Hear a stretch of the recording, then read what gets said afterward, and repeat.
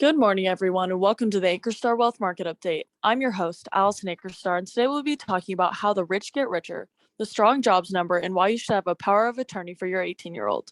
Before we begin, as a reminder, this is a financial education presentation and should not be construed as personal financial advice. Full disclaimer information is available at ankerstarwealth.com.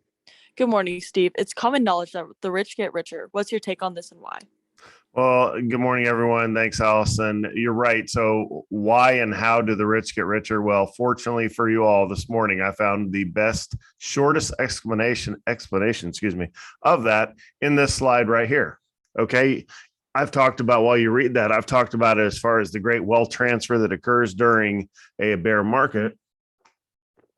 Well, here's what happens. With bear market, which is normal, is when this time is different. That's why people sell out of their stocks. You know, the stock market is undefeated in its ability to come back. Now, sometimes the timeline of that comeback is an issue for folks.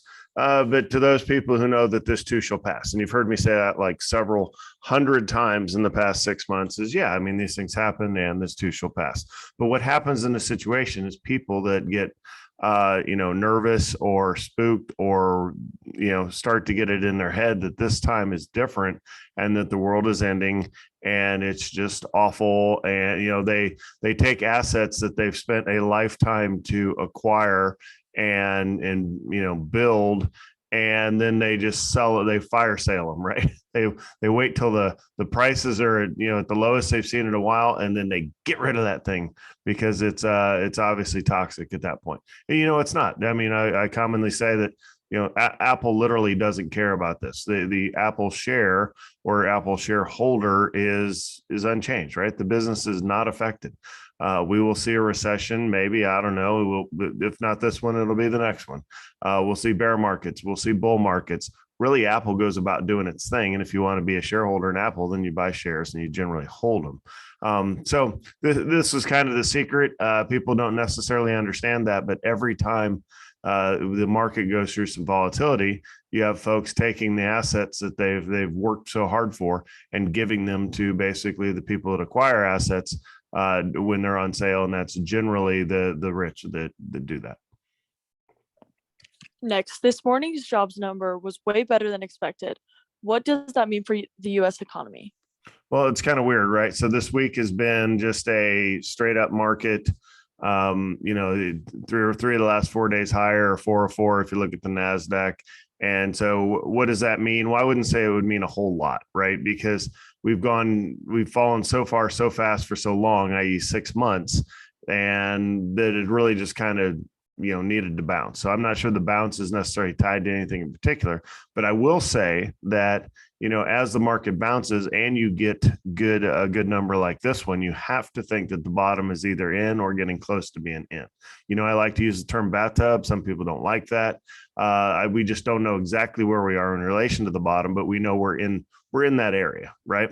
So the jobs number we're talking about this morning, 250,000 jobs were expected. 372,000 jobs were reported in June. So that's almost a 50% increase over what was expected. So when you talk in terms of unemployment rate, so right here, unemployment rate remains at 3.6%. So really, when you look at traditional recession type issues, right? People stop spending. It's hard to find jobs. Unemployment rises. Well, we're not seeing that. The jobs market has been strong and continues to be strong right into the face of a recession. So how do I interpret that? That means, yeah, I still do think we are in a recession already. We just haven't officially reported it. But if jobs stay strong, which so far they are, and we're surviving inflation, then it's going to be a short recession, or maybe we dodge it completely, right? But either way, it's a huge, strong number going into the recession, and that's exactly what we're looking for. There was one other thing that I saw that I was going to bring up,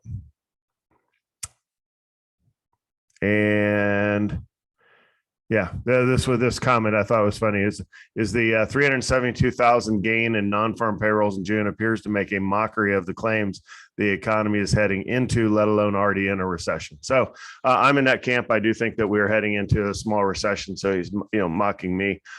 That's okay. He can have his opinion. But overall, it's just a great news across the board that we got this jobs number this morning. Last, the University of Alabama highly encouraged student parents to get powers of attorney for their child while they're in school. Why is this a good idea? Yeah, Allie and I were sitting there, gosh, what does that seem? 3 weeks ago, 4 weeks ago, six, I don't know. It seems like yesterday that we were just there going through orientation.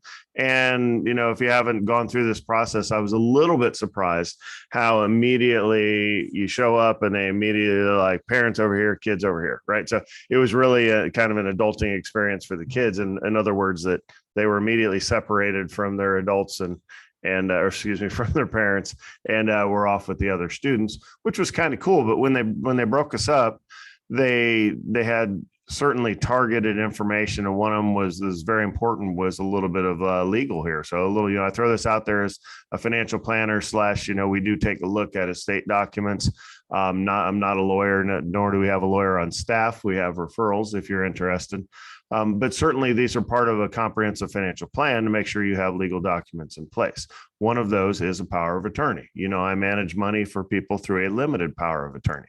You can have a durable power of attorney, or you can have a general power of attorney. So what we're kind of talking about here, and this is an opinion piece, absolutely, you do you, right? But when your child turns 18, I've heard, and I can't get their personal stories, so I can't go into specifics, unfortunately, but there have been nightmare scenarios where the child turns 18 and through whatever reason either gets in trouble or gets, something happens to where you as the parent think, well, this is where I hop in and I add my maturity and advice and resources to go in and kind of not necessarily save the day, but certainly go in and help your child through a situation, right?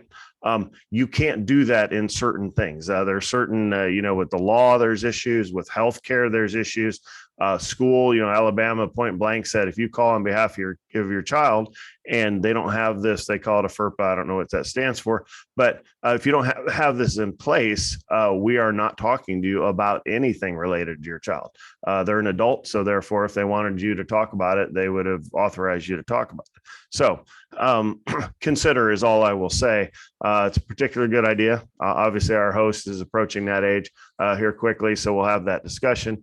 I will throw out there, she may not want to hear it, but you do have a bargaining chip as a parent. If your brand new 18-year-old says, I'm not interested in giving you power of attorney over me for whatever reason, then, you could probably bargain back with some resources discussion of, okay, well, if you want to be an adult, then it looks like you're going to be a complete adult then. So anyhow, I think there's some room for a mutual respect situation there between a brand new adult and the parents as far as how to operate. But anyhow, if you're interested in learning more, you can simply Google power of attorney or power of attorney for young folks or for children. And then you can either do it yourself or go through a lawyer. If you go through a lawyer, you're probably paying a little bit more, but you also know it's right.